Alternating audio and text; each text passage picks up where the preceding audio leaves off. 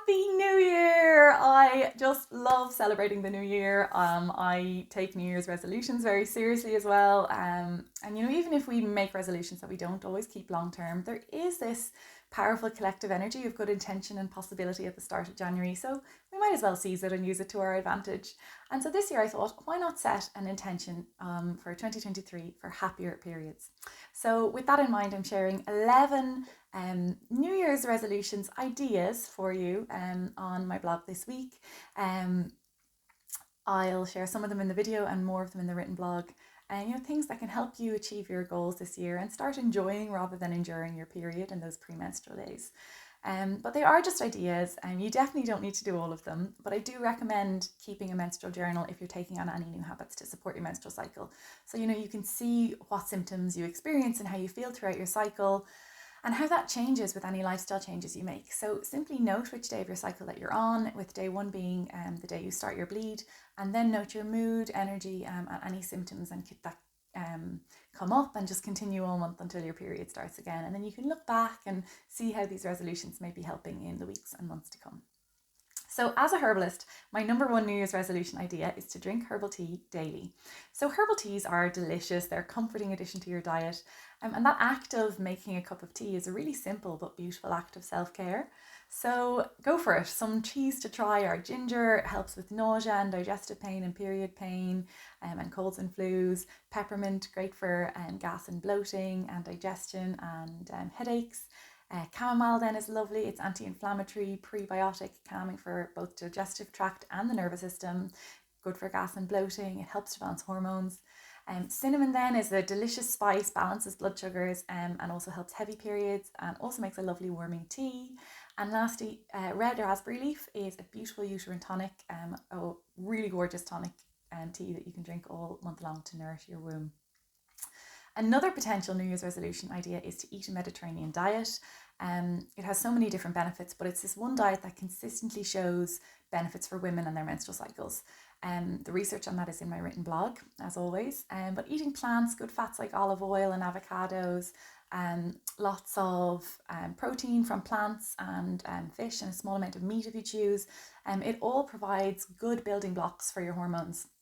So eating a whole food, kind of mostly unprocessed diet is really one of the best things you can do for general in your health. And getting good levels of nutrition, including those good fats, is really, really important for your hormones. Reducing the intake of processed foods that are high in salt and sugar can also then help reduce symptoms of PMS and painful periods. The Mediterranean diet is also a diet high in fibre, and diets that are high in fibre are associated with a healthy menstrual cycle. A study in the American Journal of Clinical Nutrition found that higher levels of fibre in the diet were linked to lower levels of estrogen, which reduced PMS. So taking part in dry January is a common New Year's resolution, but it could help your period too. And this one could be particularly helpful, if you had a bit of a boozy December. And you may have done dry January before. It is becoming increasingly popular.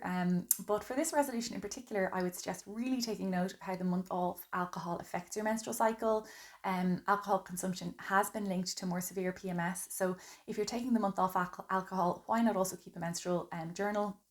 Track the day of your cycle and how you feel each day. And if you find that you have less PMS when you're not drinking alcohol, then you can decide whether you reintroduce it again in February. Get a menstrual cup or other reusable period product. This is a really easy New Year's resolution to reduce your waste and your impact on the planet, but also to potentially reduce your exposure to hormone disrupting chemicals. They're often found in many tampons and pads. Many of them are made from cotton, which seems great, but if it's not organic, it's likely been sprayed with large amounts of glyphosate or Roundup, which is a herbicide that is actually classed as an endocrine disrupting chemical. And they also contain something called carbon disulfide, which has also been scientifically proven to contribute to menstrual problems. And the link to that research is also in my blog.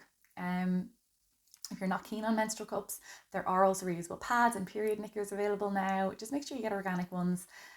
This really is an easy swap and an easy thing to reintroduce. And if you invest in a reusable product now, it'll likely be much more cost effective in the long run too. And many women do find that once they transition to these less toxic period products, their periods become less heavy and painful too. So commit to moving your body every day. You don't have to join a gym, especially if you don't think you're going to stop going after a couple of weeks. But just find some movement that you enjoy. I love dancing and practicing yoga. I love how my body feels after I do Pilates. I also love walking in nature and swimming outdoors.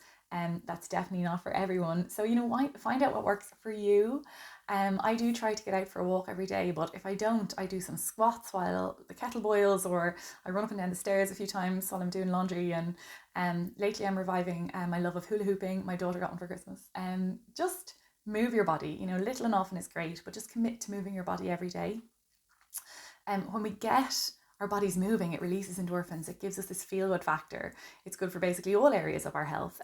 But research has found that both yoga and aerobic exercise significantly reduce period pain and PMS.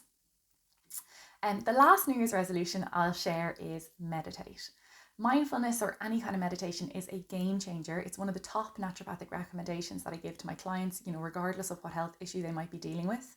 And there is research showing that women with a regular mindfulness practice experienced much less PMS than those who didn't practice mindfulness. So there are so many great apps out there now if you're new to meditation and mindfulness. Some that I often recommend are Insight Timer, Calm, 10% happier, Headspace and Budify. And then to find out 5 more New Year's resolutions to choose from, if none of them float your boat, then just click on the blog, which is linked in the description below. And please let me know if you choose to adopt any of these New Year's resolutions for your period. And just happy New Year.